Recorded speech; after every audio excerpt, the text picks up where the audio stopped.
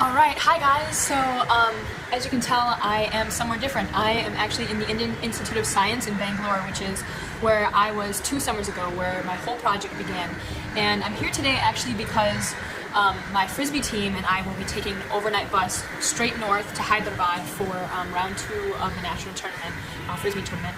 But as long as I was here making a pit stop to catch the bus with my team, I figured that I'd come and see my old lab again and talk to my first professor. He was one of the guys that wrote one of my 3 letters of recommendation for Fulbright, and give him a little bit of an update how things are going in Vellore. Yeah, just a little bit of info about this place. It's actually, a mechanics lab, a biomechanics lab, kind of like bioengineering and mechanics come together. So here, I'll give you a little quick tour of what you can see here. So this is the entrance, and if you look over there, it says mechanical engineering. You can kind of read that. And it's absolutely beautiful here. It's nighttime, so that's why everything is like lit up. But then, so that's the old lab. So it's they make basically micro biomechanic devices for microfluidics.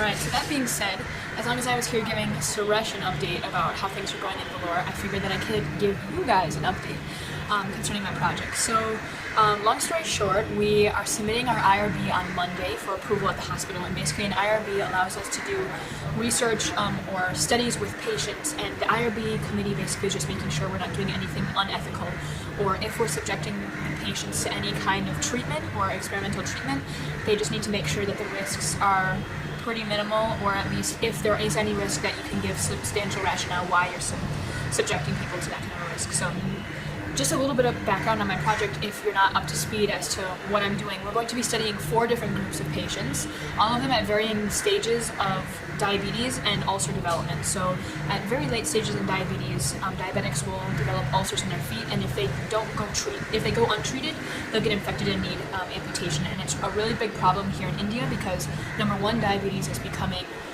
epidemic here, and number 2, a lot of people don't have access to healthcare. So those 2 together is resulting in some really, really high and devastating rates of amputations here in India.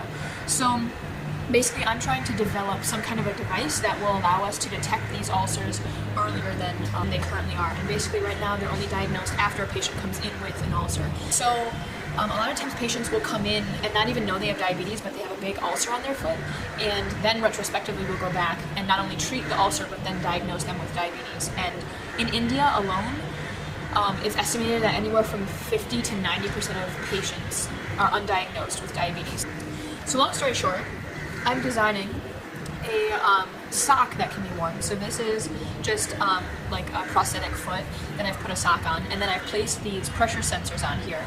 And the idea with this is then we can measure from these sensors and we can get an understanding of what pressures are coming. There we go. So this is a circuit board that my lab and I have developed and we're working with. This is going to plug into the sock. So I haven't quite finished the sock itself, but there will be wires that come from the sock and will plug into the circuit board, and then from the circuit board it'll plug into a computer where we'll be able to record and sample the data.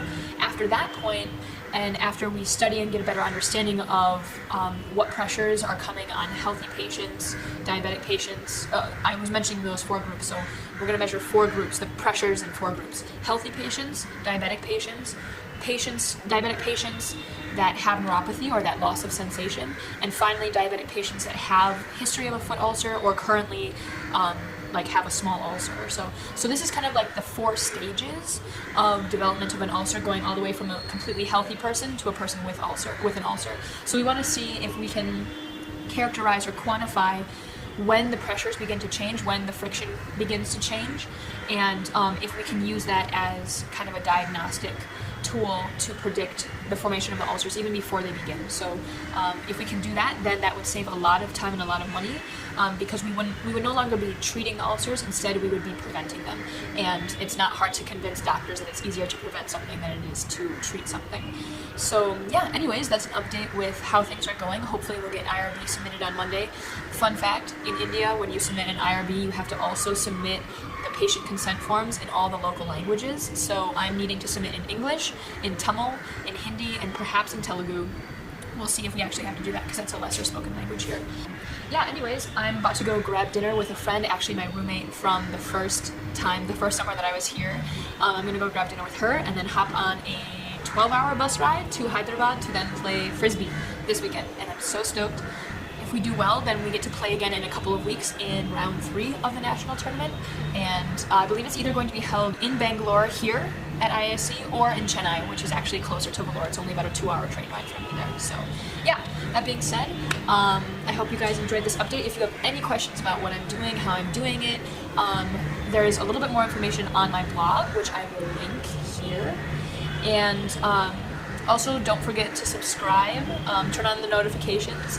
You can click on this lovely little picture right here, and that will subscribe you to my channel, and you'll get notifications of any updates that I'm sharing with you guys, because I would love to keep all of you informed if you would like to be as well. So yeah, like this video, subscribe, and I'll talk to you guys later. Okay, bye.